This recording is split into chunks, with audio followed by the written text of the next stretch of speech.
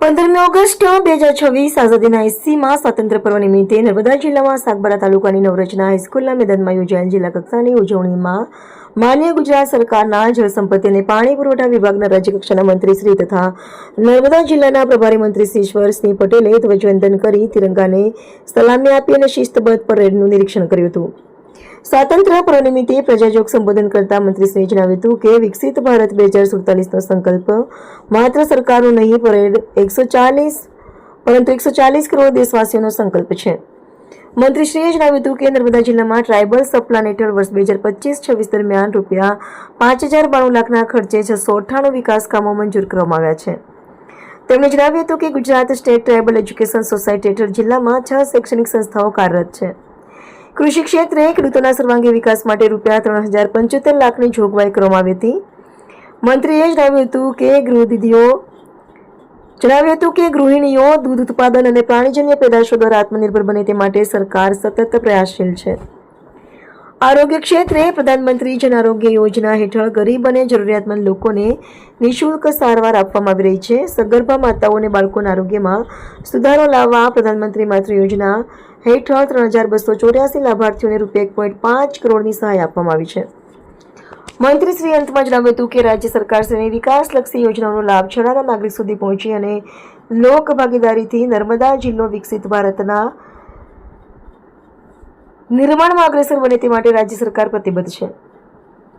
આ પ્રસંગે સાગબારા તાલુકાના વિકાસ માટે રાજ્યમંત્રી શ્રી ઈશ્વરસિંહ પટેલના હસ્તે રૂપિયા 25 લાખનો ચેક મામલતદારશ્રીને અર્પણ કરવામાં આવ્યો હતો। આ જિલ્લા કક્ષાની ઉજવણીમાં ભરૂચના સાંસદ શ્રી મનસુખભાઈ વસાવા, જિલ્લા પંચાયત પ્રમુખ શ્રીમતી અંજનાબેન વસાવા, રાજપીપળા રાજવી પરિવારના શ્રી માનવેન્દ્રસિંહ ગોહિલ તથા પરિવારના સભ્યો, જિલ્લા કલેક્ટર શ્રી ગંગાસિંહ, પોલીસ અધિક્ષક સુશ્રી વિશાખા ડબરાલ, જિલ્લા વિકાસ અધિકારી આરવી વાળા, પ્રાયોજના વેવરદાર શ્રી અમોલ આવટે, નિવાસી અધિક કલેક્ટર સી કે ઉંધાડ, દેડિયાપાડા પ્રાંત અધિકારી સુશ્રી જુહી પાંડે, જિલ્લાના વિવિધ વિભાગોના અધિકારીઓ, ચૂંટાયેલા જનપ્રતિનિધિઓ, સરપંચશ્રીઓ તથા મોટી સંખ્યામાં નાગરિકો ઉપસ્થિત રહી સ્વાતંત્ર્ય પર્વની ઉજવણીમાં ઉત્સાહભેર જોડાયા હતા।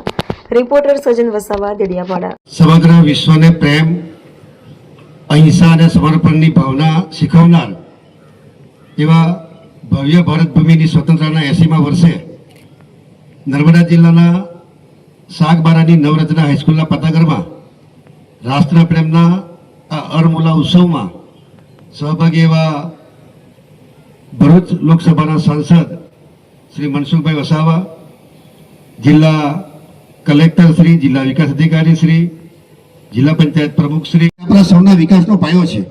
વિદ્યાર્થી શિક્ષણના મૂળ પ્રવાહમાં જોડવા Gujarat state tribal education society હેઠળ નર્મદા જિલ્લાના 6 શાળાઓ કાર્યરત છે, જેમાં 4 EMRS, એક મોડેલ સ્કૂલ, એક GLRS શાળાનો સમાવેશ થાય છે। આ તમામ સુવિધાઓ મુખ્ય ઉદ્દેશ આદિવાસી સમાજને માળખાગત સુવિધાઓ, શિક્ષણ, રોજગારી અને વિકાસની મહત્તમ તકો પૂરી પાડવાનો છે।